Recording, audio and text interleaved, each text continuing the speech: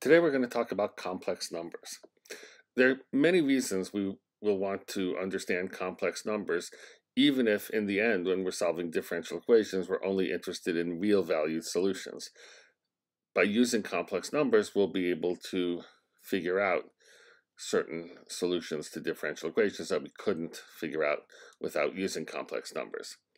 Complex numbers turn out to be astoundingly useful in many areas of mathematics, as well as in physics and other sciences. Why do we need complex numbers?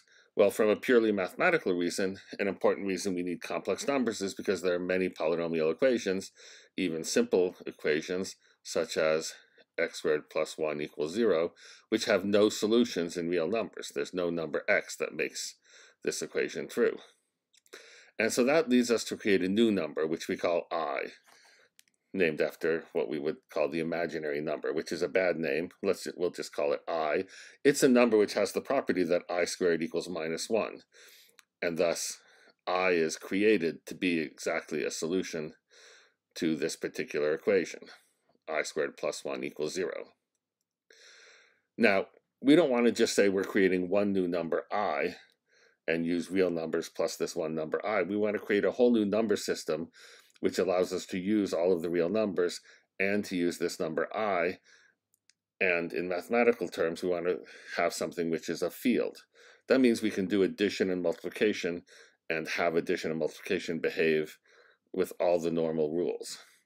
So we don't just have the number I, but we'll have numbers like 2 times I, or 3 times I, or 7.5 times I, or pi over 6 times I. We'll have any real number times I will also be a number that's in what we call our complex number system. And of course, we have real numbers like 7, and we'll want to be able to add things like 7 plus pi over 6 times I. So in the end, we end up creating what we call a complex number, and we use this term C with the bar like that to denote the set of all complex numbers.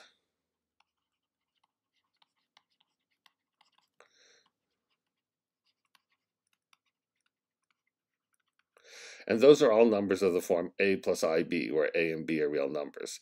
We would write C is the set of all numbers a plus ib, where a and b are in R. This type of R is the set of real numbers.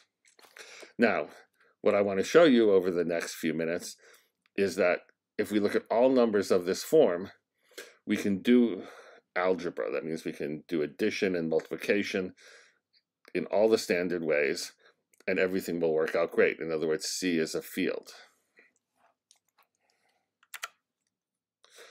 In order to do addition and multiplication, we have to make sure we understand what those would mean for complex numbers. Addition is very simple. You take a complex number a plus ib, you add it to a complex number c plus id, and you add a plus c. That's what we call the real part of the complex number, and you have ib plus id is I times the quantity b plus d. So I should explain these terms. When we have a complex number,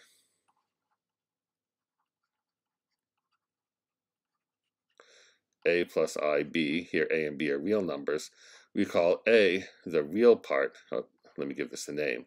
We often use z as a variable to denote a complex number. A is what's called the real part of z, and b is called the imaginary part of z. So a complex number has a real part and an imaginary part, each of which is a real number, and it's just that real part plus I times the imaginary part. So back to addition, when you add two complex numbers, you just add their real parts to get the new real part, and you add their imaginary parts to get the new imaginary part. That's all very straightforward. Here's an example of that. If you have 1 plus 2i, and you add 3 minus 4i, that will just be 4 minus 2i. 1 plus 3 gives you the 4, and 2i minus 4i gives you the minus 2i. Nothing could be easier. Now, multiplication for complex numbers is a bit trickier, but we're going to perform multiplication algebraically just by treating the complex number a plus ib as a sum of two things, which it is, the real number a and I times b, When you have just I times a real number, we call that a purely imaginary number, a real number times I. And we'll just expand the product A plus IB times C plus ID using the regular distributive rules. You can use the standard FOIL rule if you want. You have A times C, which will go here. You have the outside parts A times ID, and the inside parts IB times C. So that gives you AD times I plus BC times I. That's what we have here. And then finally, for the last terms, you have IB times ID. What's IB times ID? Well, I times I is -1, so you'll have minus BD, and that gives you the minus BD here. So when you look at all four terms you get in the expansion, you get a new real part, which is AC minus BD, and a new imaginary part, which is AD plus BC. Here's an example of that. If I take 1 plus 2I, and I multiply it by 3 minus 4I, we get a real part, which is 1 times 3, and then minus 2 times -4. So that would be plus 8. So we have 3 plus 8 is 11. And then we have here 6I, 2I times 3, and here's a minus 4I, the 1 times -4I. So we get 2I. Now, when you have complex numbers, I should mention that the standard really important real numbers are the same. When we talk about 0, that's the same as 0 plus 0I. And the number 1, that's just the regular old real number 1, is just the number 1 plus 0I. And it's still true, you can check that 1 times a complex number, A plus IB, is just A plus IB. It's still the multiplicative identity. Similarly, 0 is still the additive identity.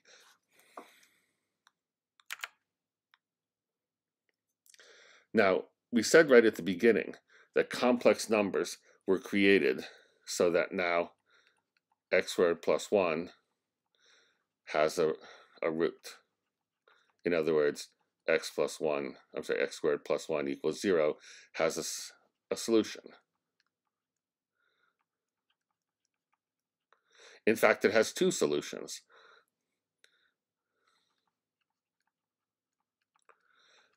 I we know is a solution because I squared plus 1 is 0, but also minus I is a solution because minus I squared will also be -1. So there are two solutions to x squared plus 1 equals 0. Well, that's great that now this quadratic that didn't have a solution before, if we using only the real numbers, now has a solution, in fact two solutions, using complex numbers.